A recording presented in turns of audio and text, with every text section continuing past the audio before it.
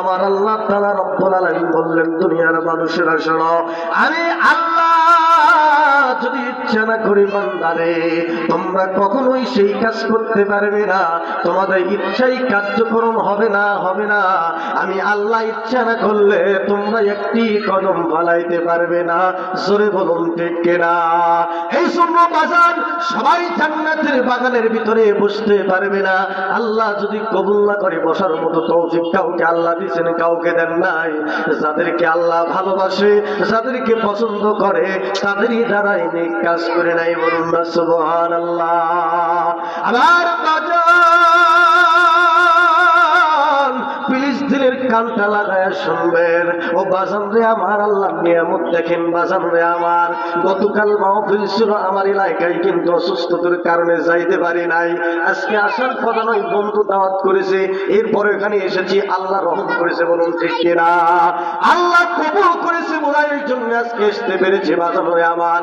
এই জন্য আল্লাহ বলেছেন, বান্দারা রে, আমি আল্লাহ যদি নিয়ামত দেই, এই নিয়ামত পাওয়ার পর শুকর করো, কারণ আমরা এখানে আসতে পেরেছি, এটা একটা আল্লাহর বড় নিয়ামত। বলুন ঠিক কিনা? বাজানরে আমার, কোরআনের মাহফিলে যদি একটি আয়াতের অর্থ যদি কোনো বান্দা বান্দি বোঝার চেষ্টা করে, একটি ঘন্টা যদি কাটাইয়া দেয়, ওরে বাজারে আমার, ওই বান্দা বান্দির আমলনামা এই জন্য আল্লাহ নিয়ামত দিয়েছে, এই জন্য আসতে পেরেছে। আল্লাহ তাআলা পবিত্র কোরআনুল কারীমের মধ্যে ঘোষণা করে দিয়েছেন, আল্লাহ বলেন, লা ইন শাকারতুম লা আযীদান্নাকুম ওয়া লা ইন কাফারতুম ইন্না আযাবি লাশাদীদ। সরে বলুন আল্লাহু আকবার।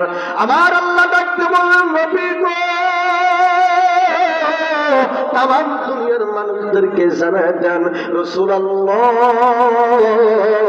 আমি আল্লাহ রব্বুল আলামিনের জারি হলো, আমি আল্লাহর হুকুম হলো, কোন বান্দা যদি নিয়ামত পায়, নিয়ামত পাওয়ার পর যদি আমি আল্লাহর শুকরিয়া আদায় করে নিয়ামতের প্রশংসা করে, আমি আল্লাহ জানায় দিলাম, আমি আল্লাহ ওই বান্দাকে যত নিয়ামত দিয়েছি, এই নিয়ামত থেকে লক্ষ লক্ষ কোটি গুণ বাড়ায়া দিব। জোরে বলুন না সুবহানাল্লাহ। এই জন্য বলুন তো দেখি, সর্বদাই শুকরিয়া আদায় করবো কার? আল্লাহর। আল্লাহ বলেন, যারা নিয়ামত পেয়ে শুকর করে, তাদের নিয়ামত গুলো বাড়ায় দেয়, আর যারা নিয়ামত পেয়ে শুকর করে না, তাদের নিয়ামত গুলো ছিনিয়ে নেই। বলুন নাউজুবিল্লাহ। নিয়ামত সম্পর্কে একটু আলোচনা করার দরকার বাঁচানো আমার, কারণ মানুষ নিয়ামত এখন চোখে দেখতে পারে না, ও বোঝে না যে নিয়ামত কারে কয়। ঠিক কিনা বলেন? আলোচনা করতেছি, এই সময় একজন মুরব্বী বলতেছে, হুজুর নিয়ামত তো দেখতে পাই না। আমি বললাম, মুরব্বী, নিয়ামতকে দেখার জন্য আসমানে দেখা লাগবে না, জমিনে দেখা লাগবে না, আপনার 3.5 হাত বদুর দিকে তাকায় দেখেন যে সুন্দর করে আপনাকে আল্লাহ বানাইছেন। এত সুন্দর করে মানুষকে আল্লাহ বানাইছেন, পৃথিবীর বুকে এত সুন্দর করে কোনো মাখলুকাত বানাই নাই। বলুন ঠিক কিনা? চাঁদ সুন্দর, সূর্য আমরা দেখি, চাঁদ থেকে বাজার আমার, তারকা দেখে আমরা মনে করি চাঁদ সুন্দর। নয় নয় নয়, আল্লাহ তাআলা সুন্দর করে পরিষ্কার করে কুরআনুল কারীমের মধ্যে জানায় দিলেন, লাকাদ খালাকাল ইনসানা ফি আহসানি তাকওয়িম। সূরা বলুন আল্লাহু আকবার।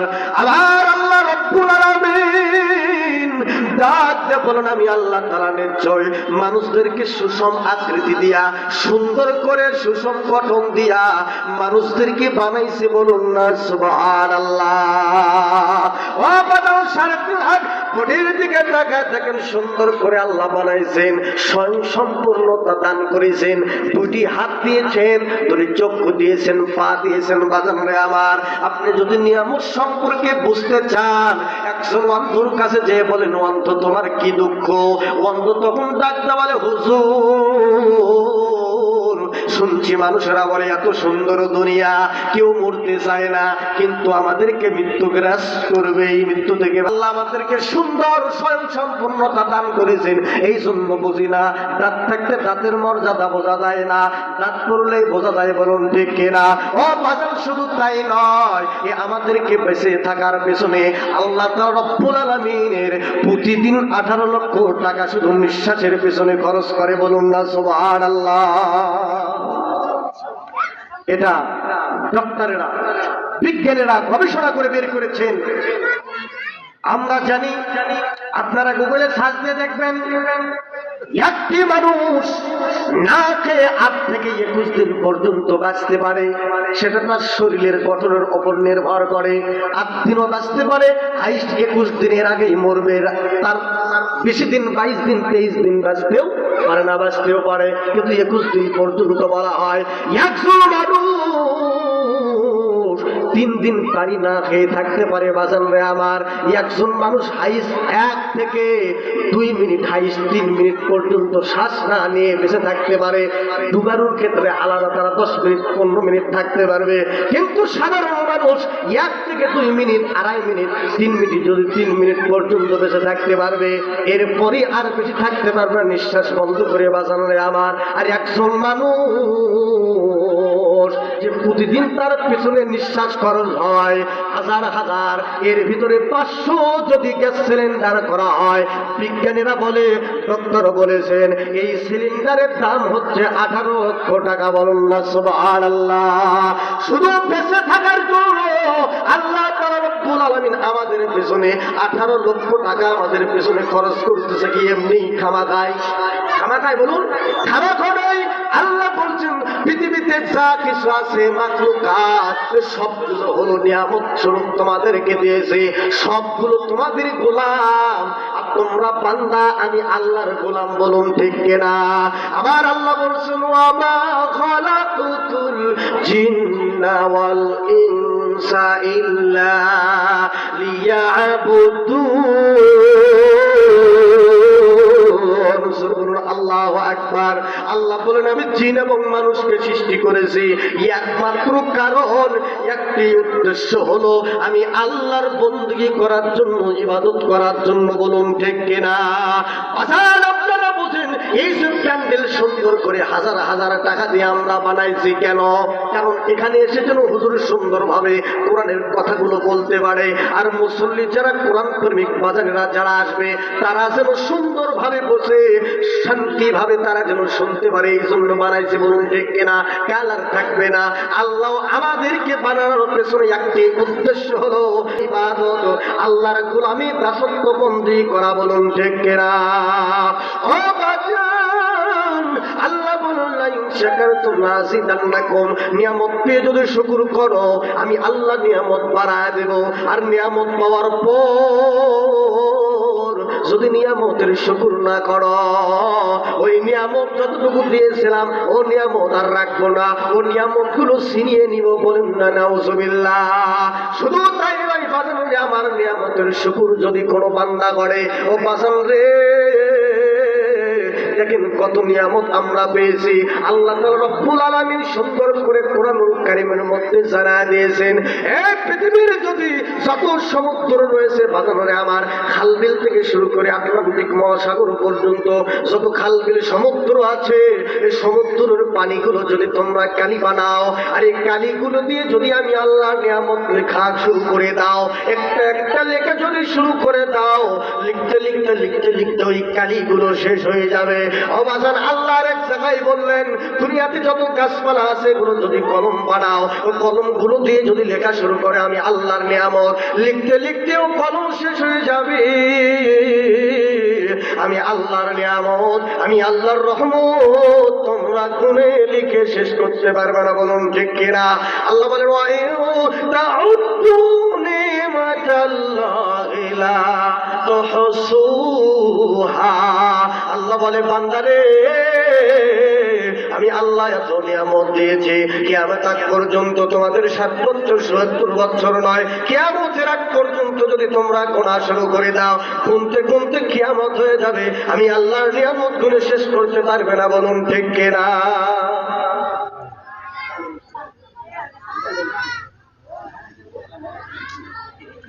ও বাজান রে আমার, এই জন্য মুরব্বী বাজান দিলের কান্না লাগায় শুনবো, বন্ধু থেকে আমরা নিয়ামত টের পেয়েছি, পাইছি নিয়ামত টের পাইনি?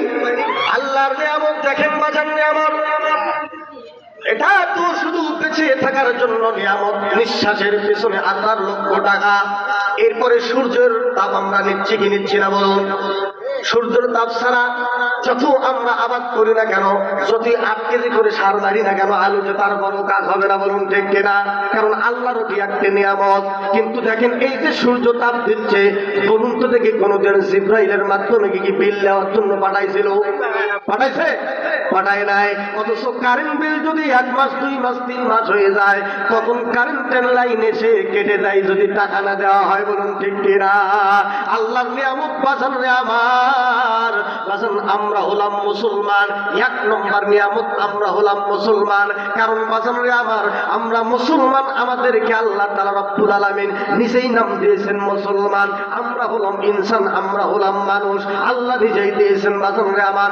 আমাদের পরিচয় আল্লাহ তাআলা রব্বুল আলামিন কোরআনের মধ্যে বলেন, মিল্লাতা বিকুম ইব্রাহিম ওয়া সাম্মাউল মুসলিমিন। সরে বলুন আল্লাহু আকবার। আল্লাহ তাআলা রব্বুল আলামিন বললেন, এটা তোমাদের পিতা, এটা তোমাদের জাতির পিতা ইব্রাহিম আলাইহিস সালামের দিন, এবং আমি আল্লাহ তাআলা তোমাদের নাম দিয়েছি মুসলিমিন, মুসলমান। বলুন না সুবহানাল্লাহ। বলুন তো দেখি আমাদের জাতির পিতাকে, বলুন ইব্রাহিম আলাইহিস সালাম। এই আলোচনা করার দরকার, কারণ এখনকার ছোট্ট ছোট্ট যে বাচ্চারা আছে, ছোট্ট ছোট্ট সন্তানেরা জানে না, জানে না। কারণ শেখ মুজিবুর রহমান ছিল, ঠিক না বলুন? সত্য কথা তো বলতে হবে। জানে না ইসলামী ফাউন্ডেশন যারা চালায়, যে কি ওই জায়গা তো জাতির পড়ে দিয়েছেন জাতির পিতা ইব্রাহিম পয়গম্বর। বলুন সুবহানাল্লাহ। এমনি জাতির পিতা হওয়া লাগে না। ইব্রাহিম আলাইহিস সালাম এমনি জাতির পিতা হয় না। এবার আমার ইব্রাহিম পয়গম্বরকে ছোট বছর থেকেই, ছোট থেকেই তার উপর আল্লাহ পরীক্ষা করেছেন, বলুন ঠিক কিনা? সে ছোটবেলায় পরীক্ষা দিয়েছেন, স্ত্রী সন্তান দিয়ে পরীক্ষা দিয়েছেন, অগ্নি পরীক্ষা পর্যন্ত ইব্রাহিম পয়গম্বর দিয়েছেন। এমনি জাতির পিতা হওয়া যায় না, বলুন ঠিক কিনা? আমরাও তার সন্তান, আমরাও যদি সঠিক পথে থাকি, কোরআনের পক্ষে থাকি, আমাদেরকে অগ্নি পরীক্ষা দিতে হবে, বলুন ঠিক কিনা? আগুনের মধ্যে ফেলে দেওয়া হয়েছিল বাসারে আমার।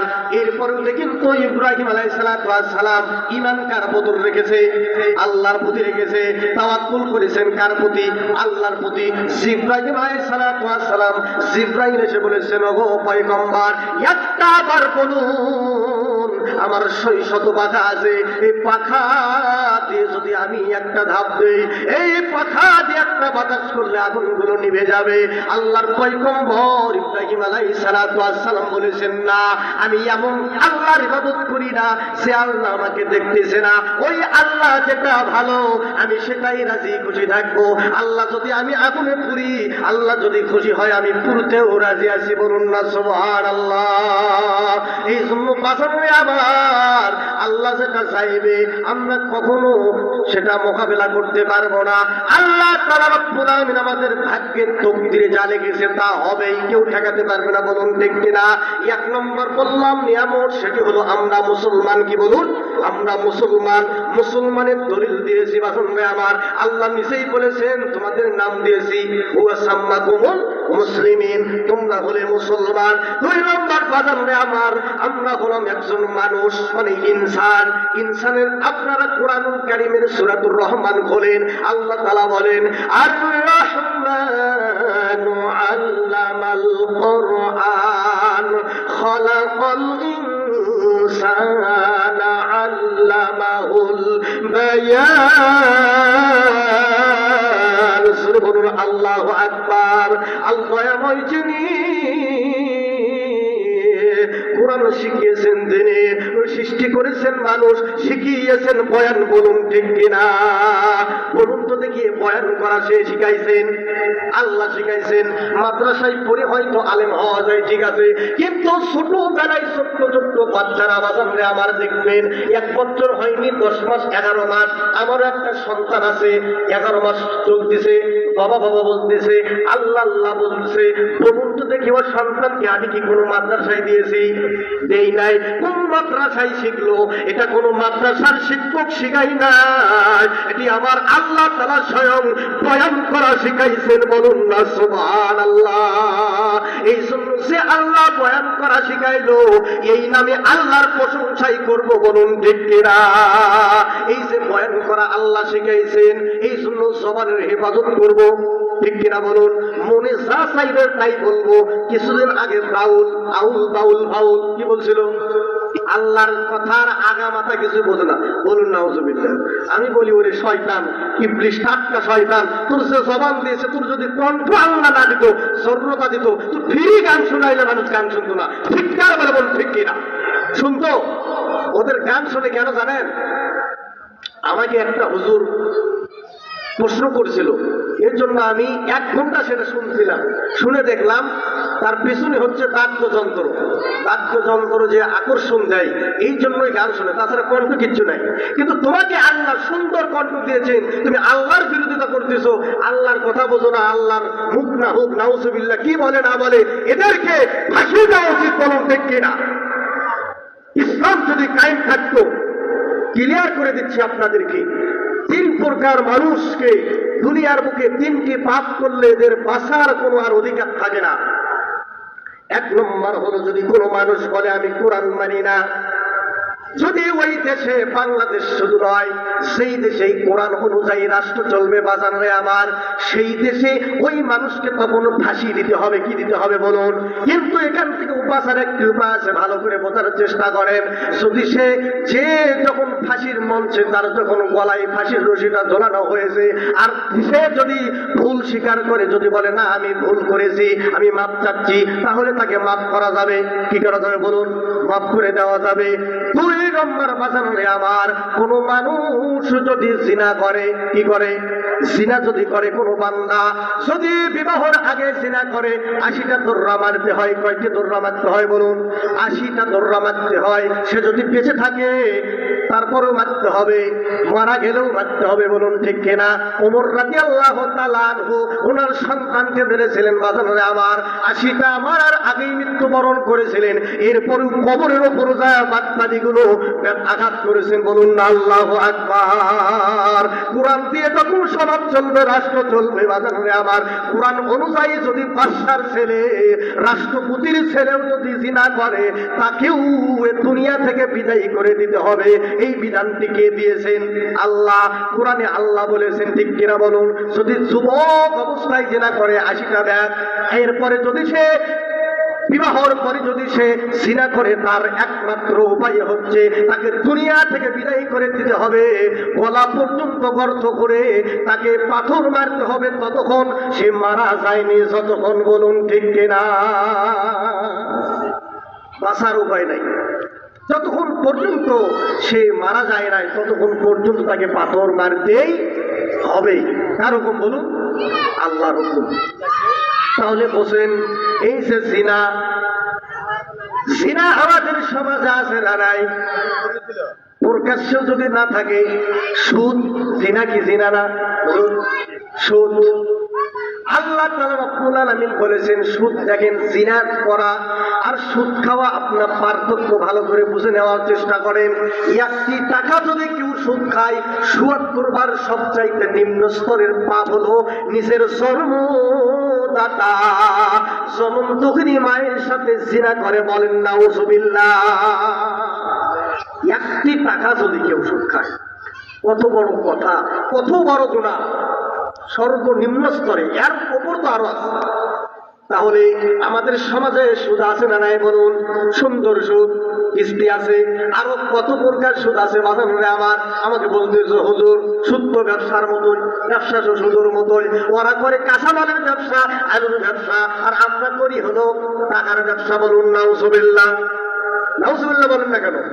ওই সুবহানাল্লাহ কই নাউজুবিল্লাহ যদি আমরা না বুঝি তাহলে হবে আমরা হলাম বীর পুরুষ, আমরা হলাম মুসলিম। বলুন ঠিক কিনা? আমরা মুসলমান, আমরা হলাম ইমানদার। এই জন্য কুরআনুল কারীমের কথা যখন মুমিনদের সামনে বলা হয়, মুমিনদের ঈমান বৃদ্ধি পায়। বলুন ঠিক কিনা?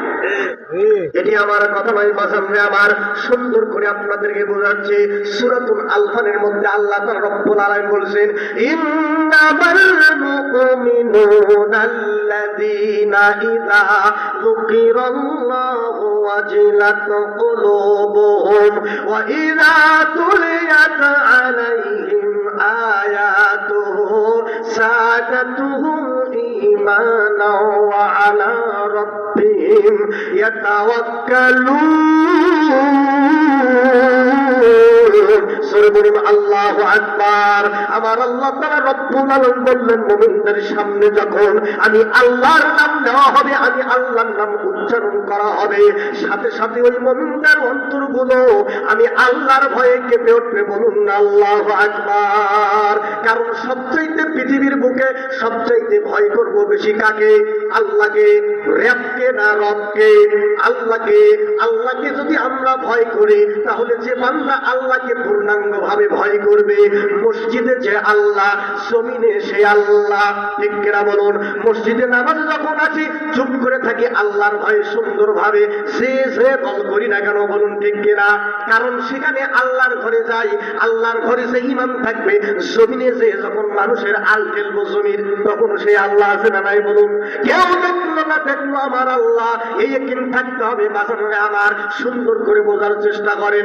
জমিনে গিয়েছে, দেখলাম একজন বেগুন গেড়েছে, শশা গেড়েছে, শয়তান বলতেছে শুধু নেই, নিলেই রাতে আর বাজার করা লাগবে না, রাতের সন্ধ্যায় তোমার খাওয়ার ব্যবস্থা হবে। শয়তান প্রকাশ্য আমাদের শত্রু, এটা দিতে পারে কি জানে না? বলো। কুমন্ত্রণা দেওয়ার জন্য রেডি হয়ে আছে। কিন্তু যদি আমি মনে করি আল্লাহ দেখতেছে, কেউ দেখলো না, কারণ আল্লাহ বলছেন, ইন্নাল্লাযীনা ইয়াখশাউনা রাব্বাহুম বিল গায়বি লাহুম মাগফিরাতুন ওয়া আজরুন কাবীর। বলুন আল্লাহু আকবার। আমার বাজানেরা, আল্লাহ তাআলা রব্বুল আলামিন বললেন, নিশ্চয় দৃষ্টির অগোচরে যারা আল্লাহকে ভয় করে, কেউ দেখলো না দেখলো আমার আল্লাহ, এই দৃষ্টির অগোচরে আমি আল্লাহকে যারা ভয় করবে, এদের জন্য রয়েছে ক্ষমা, এদের জন্য রয়েছে মাগফিরাত। বলুন না সুবহানাল্লাহ। আমার বাজানেরা আমার, এক নম্বর আল্লাহর নাম যখন উচ্চারণ করা হবে মুমিনদের সামনে, তখন মুমিন আল্লাহর ভয়ে কেঁপে উঠবে। দুই নম্বর, ওয়াইদা তুলিয়াত আলাইহিম আয়াতুহু সাদাতুহুম ঈমানা। আল্লাহ বললেন, মুমিনদের সামনে যখন কোরআনের কথা বলা হবে, কোরআনুল কারীম তেলাওয়াত করা হবে, ওই মুমিনদের বান্দার ঈমানগুলো তখন বৃদ্ধি পাবে। বলুন না সুবহানাল্লাহ। আর যখন তিলাওয়াত করা হয় দেখবেন, যাদের মুমিন, যারা মুমিন দাবি করে, তারাই যখন আয়াত পড়া শেষ হয়ে যায় বলে আল্লাহু আকবার। বলুন ঠিক কিনা? ওয়া আলা রাব্বিহিম ইয়াতাওয়াক্কালুন। আল্লাহ বলছেন, এবং তারা সর্বদাই যে অবস্থায় থাকুক না কেন, সুখে থাকুক বিপদে থাকুক, সেই অবস্থায় থাকুক না কেন, জেল শরীফানা হামলা মামলা যতই হোক না কেন, সর্বদাই তারা আমি আল্লাহর উপর তাওয়াক্কুল করে। বলুন ঠিক কিনা? সে তাওয়াক্কুল করেছিলেন ইব্রাহিম আলাইহিস সালাতু ওয়াস সালাম, আগুনের ভিতরে পড়েও। ঠিক কিনা বলুন? তিনি আমাদের জাতির পিতা, তিনি যদি অগ্নি পরীক্ষা দিয়েছেন, মুহাম্মদ সাল্লাল্লাহু আলাইহি সাল্লামকে আঘাত করা হয়েছে। বাজারে আমার, এই যে মাসটি যে আমরা আজকে এখানে আলোচনা শুনতে এসেছি, এটা কি মাস বলুন? রজব মাস। এই মাসটিতে সামনে শুক্রবার মনে হয় হবে দিবাগত রাত্রে সবে মেরাজ। এই মেরাজ কেন হয়েছিল পিছনে অনেক লম্বা কাহিনী, বলা যাবে না, সংক্ষিপ্ত ভাবে বলতে যাই। বাজারে আমার, রাসূল কারীম সাল্লাল্লাহু আলাইহি সাল্লামকে এতটা আঘাত করা হয়েছিল, ভালো করে বোঝার চেষ্টা করুন। আমরা বন্ধু বানাই সাধারণ মানুষ, যে বন্ধু স্বার্থপর, এমন বন্ধু আমাদের মাঝে আছে না নাই? টাকা যতদিন আছে, টাকা আছে যতদিন, ওই বন্ধু পেছনে ঘরে ততদিন। বলুন ঠিক কিনা? টাকা নাই, বন্ধুকে সব পর্যন্ত করে ফেলে। বলুন ঠিক কিনা? কিন্তু বাজারে আমার, আল্লাহ তাআলা বলেছেন, বন্ধু তোমরা যদি বানাও, সেরকম বন্ধু বানাবা যারা নামাজি, যারা মুত্তাকি, যারা ঈমানদার। আল্লাহ বলছেন, ইয়া আইয়ুহাল্লাযীনা আমানু তাকুল্লাহা ওয়া কুনু মা'আস সাদিকিন। আকবার। আমার বাজারে আমার আল্লাহ বলেন, ও হে যারা ঈমান এনেছো ওই বান্দারেরা, তোমরা আমি আল্লাহকে ভয় করো। কাকে ভয় করো? আল্লাহকে ভয় করো। ওয়াকুনু মা'আস সাদিকিন, এবং তোমরা সত্যবাদীদের সাথে থাকো, সত্যবাদীদেরকে বন্ধু বানাও। কথা ঠিক। কারণ